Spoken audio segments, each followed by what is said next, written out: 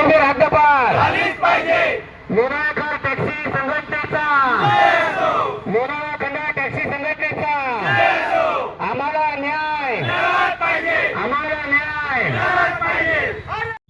आज आम्ही लोणावळा खंडाळाच्या वतीने टॅक्सी संघटनेच्या वतीने या ठिकाणी 3 दिवसाचं एक लाक्षणीय उपोषण या ठिकाणी आम्ही पुकारलेलं आहे।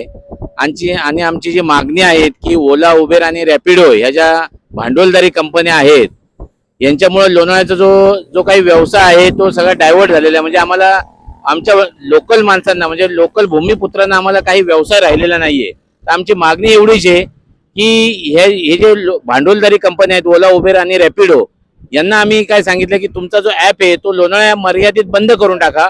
आणि दुसरी आमची अशी मागणी आहे की त्यांनी तिकडनं जे काय त्यांचा जो व्यवसाय आहे की भाडं त्यांनी घेऊन इकडे लोणावळ्यात येऊन ड्रॉप करावं आणि इथून त्यांनी एमटी जावं, जेणेकरून आमच्या इथले जे लोकल व्यावसायिक आहेत त्यांना त्याचा बेनिफिट मिळावा, फायदा मिळावा, हीच आमची मागणी आहे। आम्ही आज दुसरा दिवस आहे आमचा आणि लाक्षणीय उपोषण आम्ही 3 दिवसाचं उपोषण या ठिकाणी केलेलं आहे।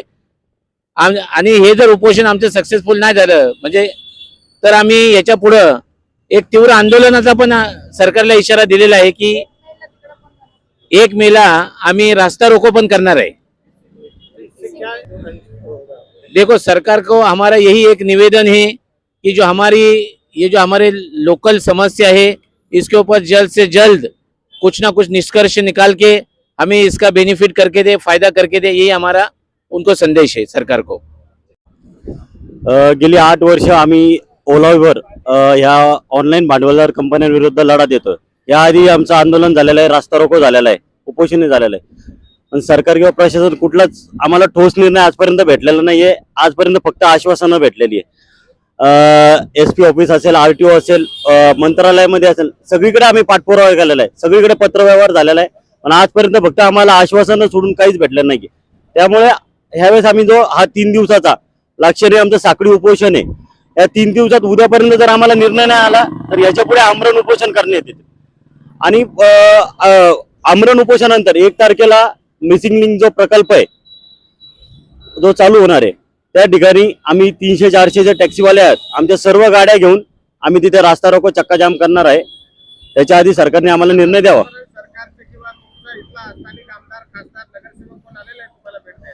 हो, इथे सर्व राजकीय पक्ष असतील, कुठल्या सामाजिक संस्था असतील, पत्रकार बांधव असतील, या सर्वांनी आम्हाला भेटी दिलेल्या आहेत।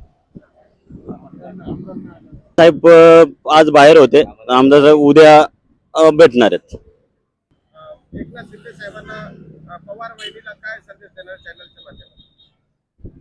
चॅनलच्या माध्यमातून स्वर्गीय अजितदादा पवार यांनी आम्हाला मंत्रालयामध्ये बोलवून त्यांनी सुद्धा आम्हाला लेटर दिलं, आश्वासन दिलं आणि त्यांनी तसे आदेश पण दिले RTOला की 15 दिवसात इथे बंद झालं पाहिजे। त्याबद्दल पण आमच्याकडे लेटर आहे, अजितदादांनी आमच्यासाठी केलेलं आहे, पण त्यावरती पण कुठला अजून काही RTOने सुद्धा 2-3 दिवस इथे कारवाई केली, त्यानंतर कुठली कारवाई झालेली नाहीये।